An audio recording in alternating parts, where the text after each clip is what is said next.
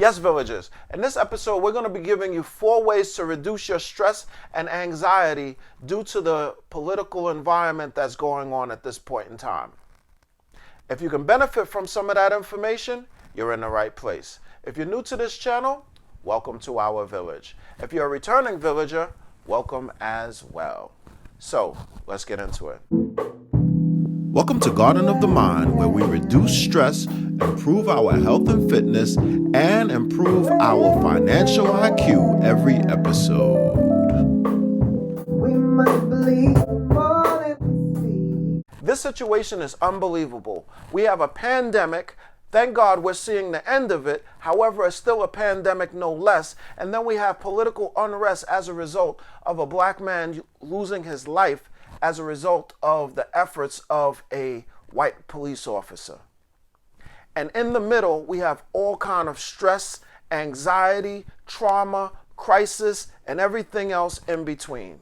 Whenever we have tough choices, it takes a psychological toll on us. So we're going to try to reduce some of that psychological toll taken on you by providing you with 4 different ways that you can deal with this situation just a little bit better. Tip number 1. It's okay not to be okay. We are witnessing murder on film. There is nothing normal about that, there is nothing casual about that, and there's nothing easy about that. So it's okay for us not to be okay with seeing it. Now, when we see a person, we usually identify with the humanness of a person, unless something interrupts and takes us from feeling that way. When we witness a traumatic event that happens to a person, we automatically go into protective mode for ourselves and begin to psychologically distance ourselves from the very person that we first identified with so that we can protect our own comfort zone and believe that this cannot happen to us. And we do that by doing different things. We start to now look at differences in ourselves as opposed to similarities. So some of the things that we do is say, oh, well, this couldn't happen to me because I wasn't this race that this person was. This couldn't have happened to me because I wasn't this person's age, or I didn't live where this person lived, or I wasn't a part of this socioeconomic background, or whatever factors you use to now distance yourself is a protective factor so that you can cocoon yourself in your own comfort and not feel that this can visit you in your house.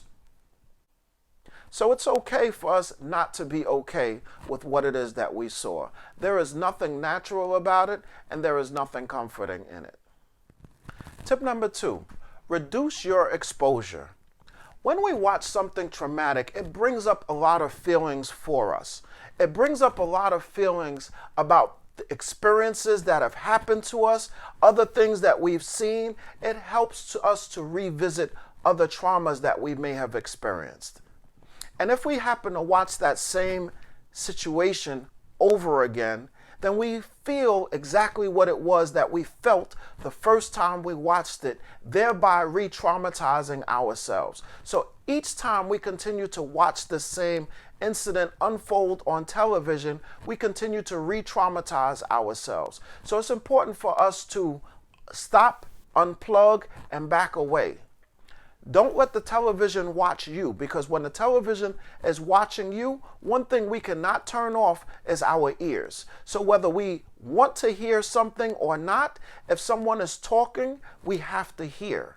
So if the television is on, whether you are paying attention to what is being said on the television screen or not, these things are registering inside your subconscious and continuing to put these things, as I always say, on slow burn. And while it's on slow burn, that means it's still consuming a certain amount of psychological energy that ends up depleting the body, and then you don't understand why you feel so tired or why you feel negative towards the outlook of the world. Tip number 3, do something physical. When we witness something that's traumatic to us, it elicits the fight or flight response. It releases hormones that allow your body now to protect itself, to run faster, gives you a little bit of energy so that you can get away from the danger. Now remember, the danger that you watched on screen, your body doesn't know that this is on screen. Your body sends signals to you to get away from that danger. So to your body, this is very real. So it elicits different hormones being secreted so that you can get away from the danger. It gives your muscles more energy so that you can move. You have to do something with that energy. Now remember, one of the best ways to deal with stress and anxiety is to do something physical. You want to get what's inside of you outside. So if you have nervous energy inside of you, you want to get that out of you. So you want to do things like maybe punch a punching bag, maybe do some push-ups, do anything physical. If it doesn't elicit a violent reaction from you, then you can use a tension ball, squeeze that. Or you can get some bubble wrap from either a delivery or a moving company, and you can sit down and pop those bubbles. Whatever it is that you have to do, you want to take the energy that you have inside of you and you want to channel it into productive things. Tip number 4, do what you can.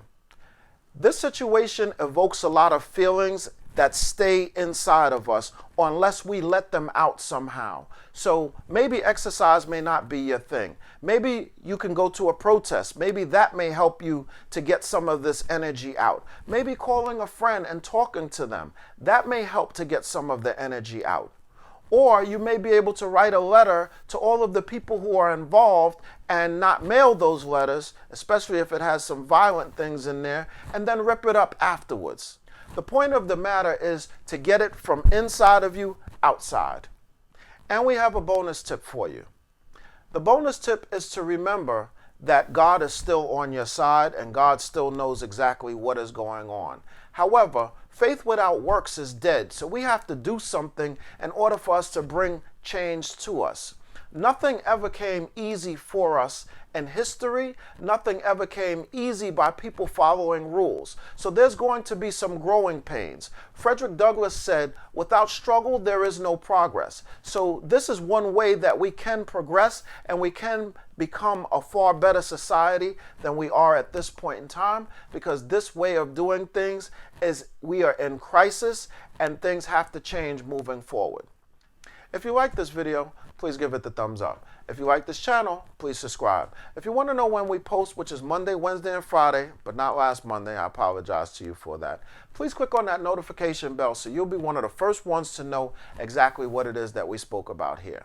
And remember, thoughts are actions, words have power, and actions have consequences. I'll see you normally for our Fit Friday section, but we're going to be talking about how to discuss this situation with your children. I'll see you then.